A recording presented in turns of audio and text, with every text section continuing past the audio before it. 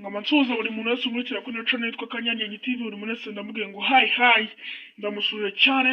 Umuntu witanze akaba akibitse kuri ino video agakanda kuri ino video arakoze cyane. Imana imuhe umugisha.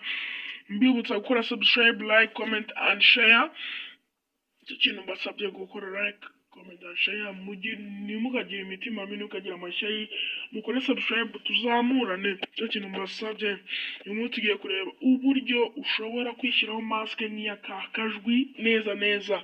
Uburyo iyo mask ushobora kugira gute kuyikora mask nk'iyakakajwi. Ukuntu bikorwa ni gutya. Turaza tujye kuri TikTok. Niyo application tugiye kwifashisha aka kanya yitwa TikTok, niyo tugiye gukoresha.